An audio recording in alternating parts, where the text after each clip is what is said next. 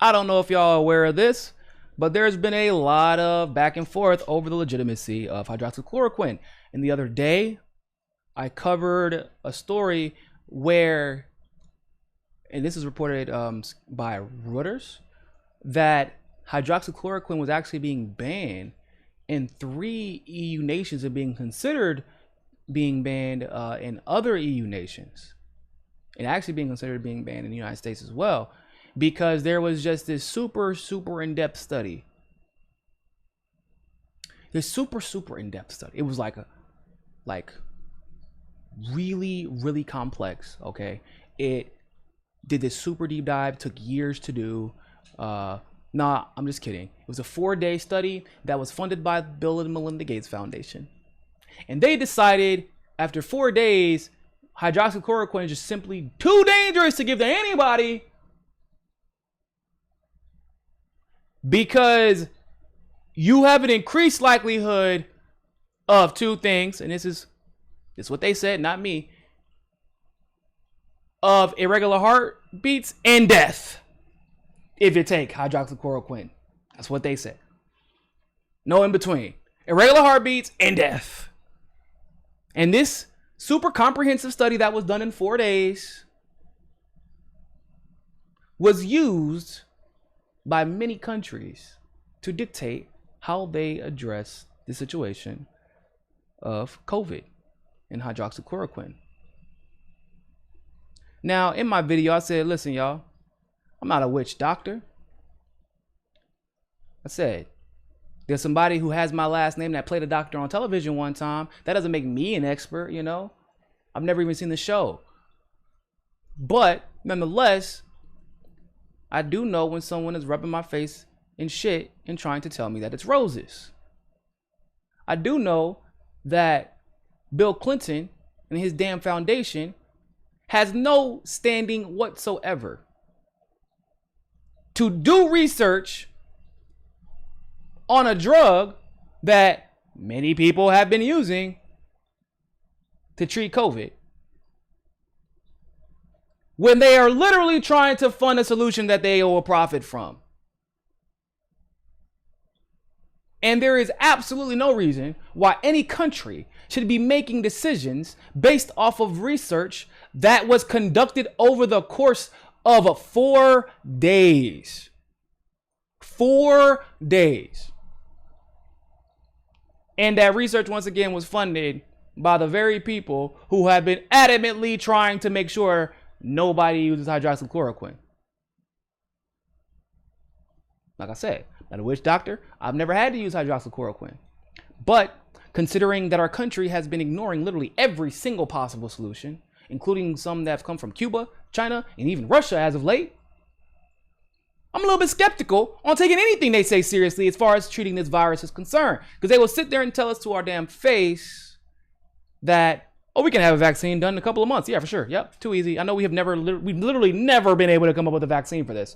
But in the next couple of months, we're good. That same one will tell us after a 4-day trial, oh, this solution that many countries are using and many world leaders are taking preventatively for COVID, yeah, you'll die if you take it. Don't even pay attention to the fact that I'm like directly invested in vaccines being created to treat this drug, and it's generic, so we can't make any money off of it and we can't monopolize it. So like, if you use this, like, we can't get rich. Like, don't pay attention to that. Just know that I put my heart and soul to this 4 days of research. Okay?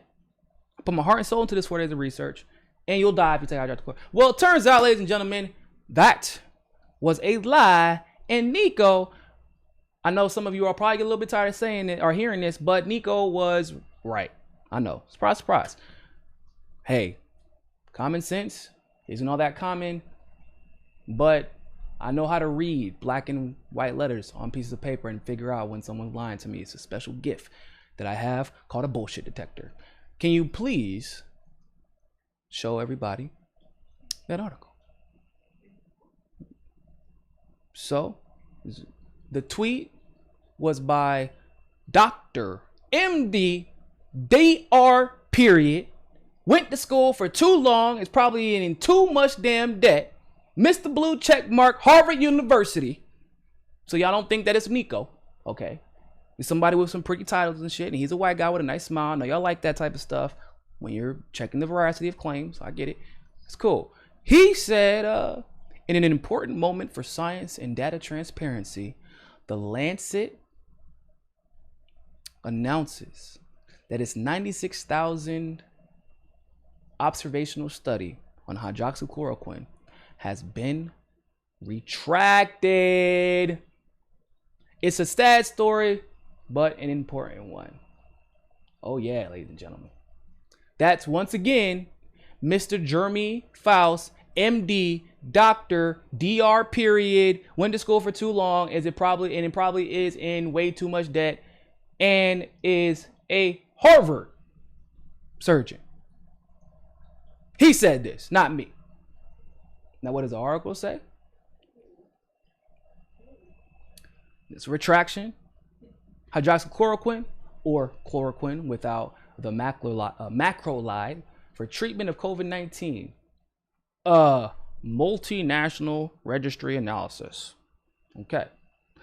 After publication of our Lancet article, several concerns were raised with respect to the veracity of the data and analysis conducted by Surgisphere Corporation and its founder and our co-author, Sapan Desai, in our publication. So I want to translate that for y'all. After the publication of our article in Lancet, several concerns were raised and many people called bullshit. That's basically what that says. I mean, the names are kind of important too, but that's basically what happened. A bunch of MDs, doctors, went to school for too long and in too much debt. A lot of them were like, this don't make no sense. You know, like I said, I understand Niko is not a doctor, so if you need somebody else to check the veracity, get it, I got it. Go on to say, we launched an independent third-party peer review of Surgisphere with the consent of Sapan Desai to evaluate the origination of the database elements to confirm the completeness of the database and to replicate the analysis presented in the paper. Because if you didn't know, people, and I cannot stress this enough, if you took 6th grade science, one of the most important parts of the scientific method is the replication process. In other words, you need to be able to produce that result again and again. And the only way you can produce the result again and again and be taken seriously is to replicate the process again and again and again and again and again. Okay? So in other words, this information and the data needs to be readily available for any peer to peer review your ass. Okay. Following? Cool. It says, our independent peer reviewers informed us that Surgisphere would not transfer the full data set, client contracts, and the full ISO audit to their servers. For analysis, is such transfer would violate the client agreements and confidentiality requirements, which I'm sure you couldn't have just worked around by contacting them and letting them know that you were going to do this. Also, you would probably put that in the contract that for research purposes that you might give other people access, given the severity of the issue. I mean, this is kind of a global thing, right? You might want to make sure other people can check the veracity of your claim, especially if you're saying that the two most likely outcomes will be somebody getting, irregular heartbeats and dying. Like, those are your two outcomes. You should make sure other people can verify that. But I digress. As such, our reviewers were not able to conduct an independent and private peer review and therefore notified us of their withdrawal from the peer review process. We always aspire to perform our research in accordance with the highest ethical and professional guidelines. Really? Really? That's why you took a study from someone who wouldn't even provide you the data to replicate the process, who only conducted the study over the course of 4 days? 4 days? That was funded by someone who has a direct conflict of interest with the outcome of the study? So you hold yourself to the highest standards. And I have been waiting, ladies and gentlemen, for quite some time to show you all how academia can be manipulated. Just like every other field, people. Money corrupts all. Every other field. Whether it's science, whether it's climate change, whether it's war, whether it's policing, whether it's racism. Money corrupts all efforts if necessary. This is another example of that. So they had to retract the entire paper and say, we all enter this collaboration to continue in good faith and at a time of great need during COVID-19 pandemic. We deeply apologize to you, the editors, and the journal readership for any embarrassment or inconvenience that this may have caused. I just want y'all to know, whoever did that was slick. You see how they did that? They say, we want to apologize to you and the editors who are supposed to be editing and checking the veracity of the claims that we put in this and making sure that we don't put anything that's false or illegitimate in this. The editors who clearly did not do their job. But, we want to apologize to them because it's not like their approval of this study led to it being printed in this research journal. It's not like that. They think they slick.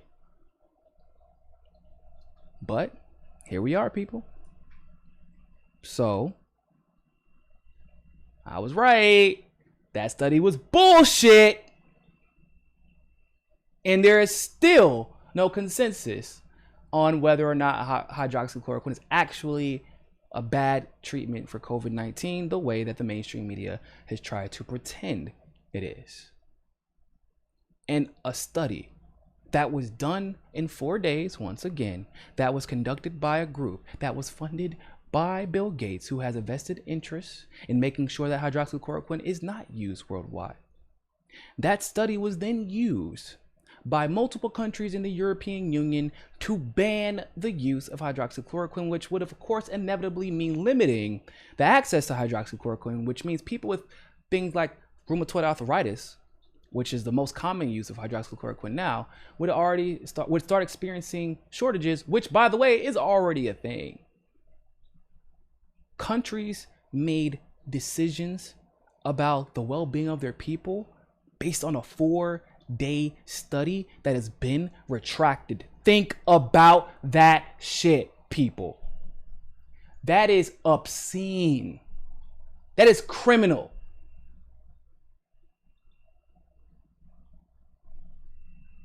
Who's running the zoo? What the hell? Why is nobody talking about this? Does nobody consider this a big deal? Am I the only one that thinks it's a big deal? Because I feel like this is a pretty damn big deal. A study that multiple countries use to demonize and condemn hydroxychloroquine has been retracted because they refuse to provide the data to replicate the study, to prove the veracity of the study. This is like something out of a movie. Also, how many times has this happened in the past? I'm not saying the retraction part. I mean, basing governmental decisions off of false data that was purposely falsified because of who's paying for the studies. This is what corruption in academia looks like, if you're curious. And it's rampant. It's not only involving COVID. So, how about your conspiracy theory that, motherfuckers? Learn how to read. And maybe your ass wouldn't be refusing drugs that may actually save your damn life. I don't know. I'm not a doctor. But what I do know, it ain't gonna kill you. The president's taking it. World leaders are taking it. Maybe you should try the shit, see how it works out. It's like $3. Go get the shit. I don't know. I'm not a doctor. Like I said, somebody just played one on TV with my last name. I'm not saying it makes me qualified, but it makes me more qualified than most of you because y'all don't have somebody on TV playing a doctor with your last name. So there, okay? How about that? Now, if you like that segment of Mikasa Sukasa, don't forget to like the video and smash that subscribe button. Want access to members only live streams, behind the scenes footage, and other premium content? Well, you can endorse us on Rockman Premium, become a patron through Patreon, or you can sign up for the MCSC Premium membership through YouTube. All the links are in the description below. But hey, more than anything else, always remember, Find your balance. Find your balance. Find your balance. Find your balance. Find your balance. Find your balance. Find your balance. Always remember, more than anything else, find your balance. peace.